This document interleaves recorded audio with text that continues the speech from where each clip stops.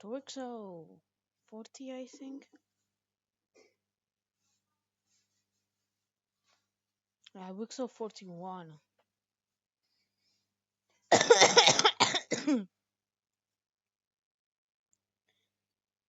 Yeah, by this point we've entered the high Middle Ages. The Middle Ages are pretty solidified. So, so I think we're slowly going to see actual things. Oh, I think I forgot about this country in the last episode. So yeah, this country totally destroys these two. This was version of the Crusades, the Anatolian invasion of Brittany of Brittany. This would cause the rest of the French countries to become angry, and with France and Normandy, which would be pretty powerful, decides to invade Cham this another Remius, Paris, Champagne, and finally this Burgundian country.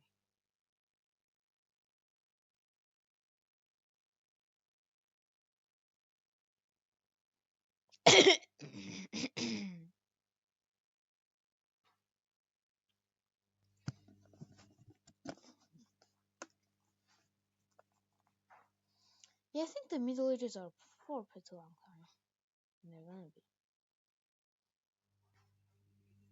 Now, eventually, Orleans, the Normandy decides to invade Orleans, and this is when France finally comes back as Normandy. Normandy restores France and establishes the Kingdom of France.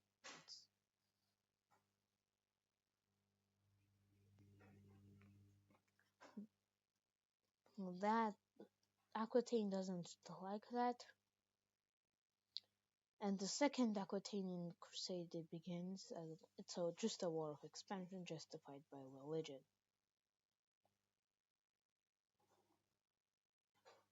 So the Seine River gets conquered, and slowly but surely all of these territories, with even Guernsey being conquered by the Anatolian fleet. I'm sorry, not the Anatolian fleet. The war ends in Aquitanian victory, and Aquitaine finally with this victory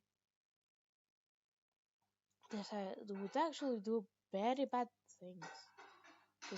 Aquitaine's doing very bad things right now. So this includes the massacre, of the walrus, the walrus massacre, is the with the western parts quickly becoming a Cyan religion. Mm. And the French religion and paganism in its forefront is slowly disappearing.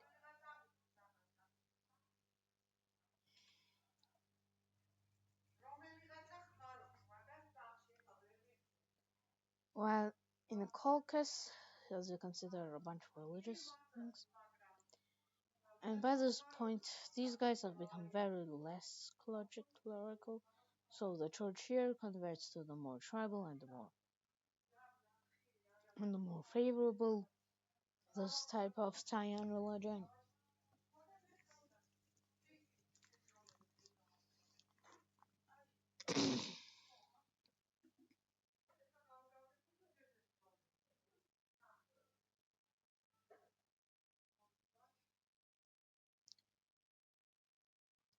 So basically, there are two major monotheistic religions: this religion and this religion.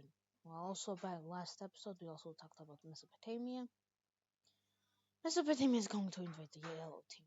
The Yellow Team is an empire that in the Mesopotamia has existed it as an enemy to Mesopotamia. So Mesopotamia will defeat the enemy.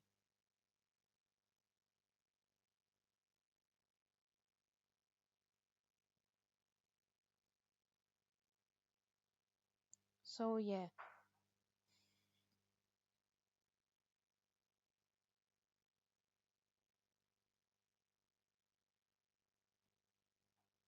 as you can see, many things happen. Quickly but slowly but quickly, these territories get conquered.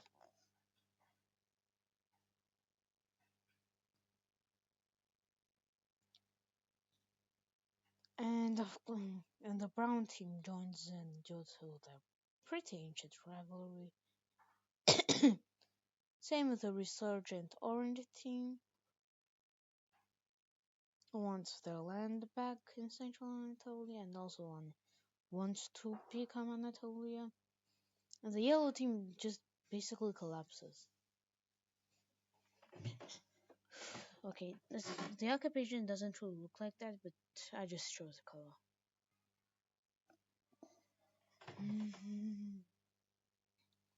Now the red team has technically a claim. All of this,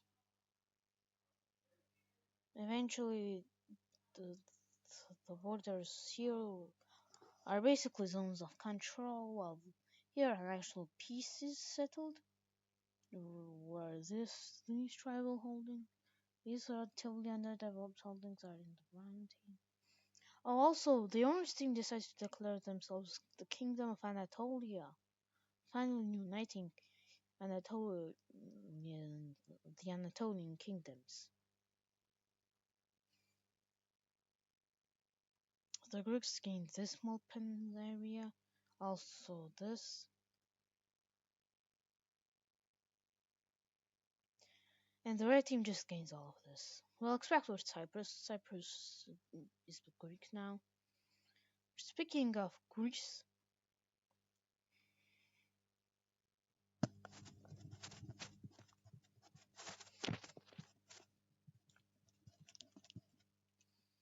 it's going, it's pretty unstable, but for now we're talking about Rome. The Roman Revolution was pretty fast, and even now there are basically two factions: the way more monarchist autocratic faction and the more mercantile southern faction. I think there was a civil war already, but those two factions do still exist. Apparently, the more authoritarian and feudalistic faction leads, so the anti-feudalistic faction, the more commercial faction, decides to take power.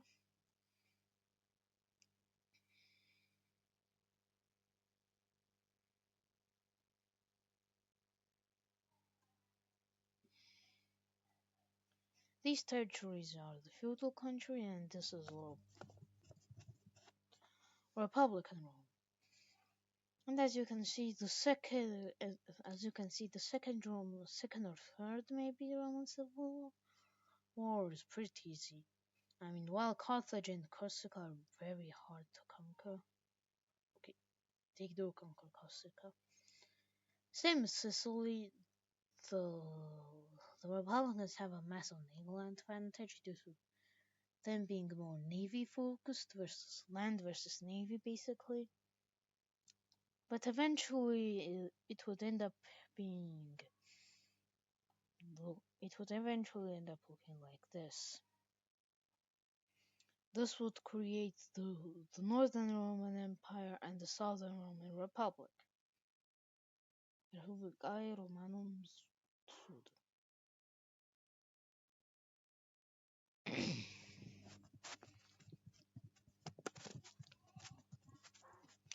The Southern Roman Republic gets overthrown by the autocrats, so the Southern is formed, and now And basically, we have the Western and Eastern Roman empires repeating.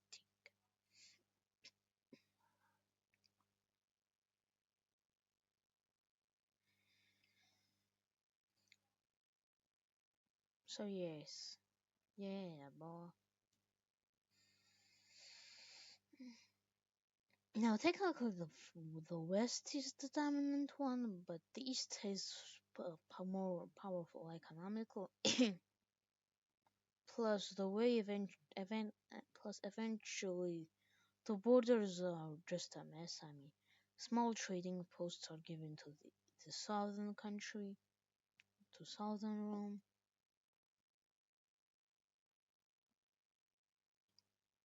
specifically small trading posts such as in Venice. These areas are the the trading posts, and in return, the Romans are giving Crete, which is basically just a giant military base. Of course, with this, the Circle Alliance is reborn.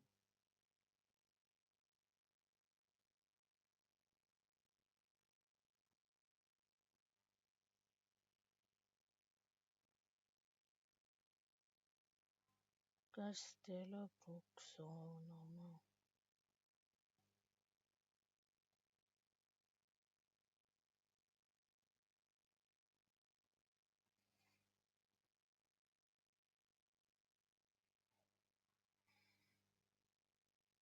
The Circle Alliance is basically the Roman Empire, the Northern and Southern Empire.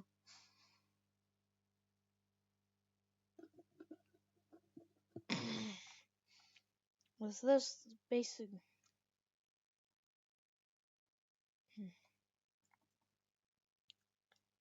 So yeah, let's now actually focus on exploration. Specifically, the discovery of Iceland and the Faroe Islands.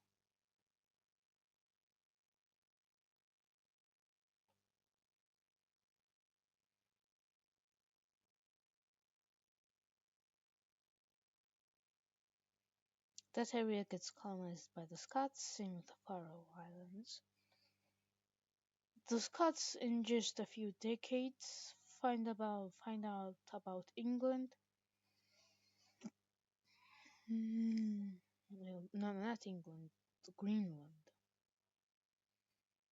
And of course, if they find Greenland, they find this island in Canada.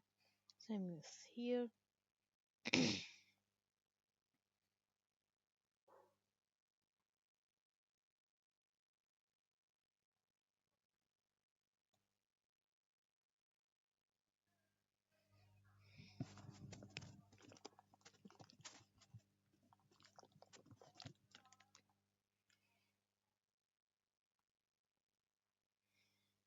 Eventually, they find Vinland, or as it's called, so called, or whatever it's named here.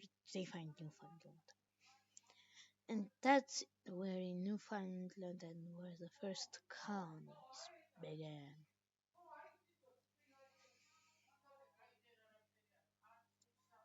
Thanks for watching. No, we still have time, so let's focus on other things actually. Specifically, India.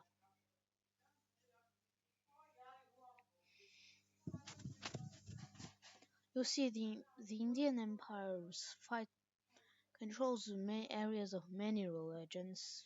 Naturally, it's just three, but still many religions. Oh, these territories don't have a religion?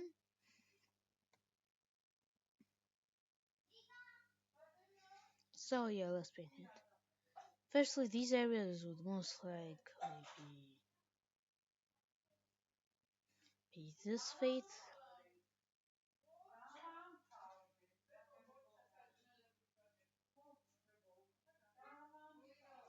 So yeah,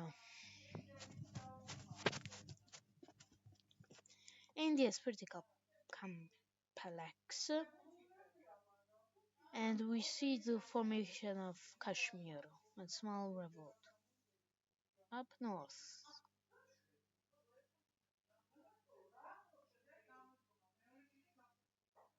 With that, let's end the video. Oh no, no, no. 3 seconds is enough. Kashmir at first controls only the base of the Indus Valley. So yeah, thanks for watching. And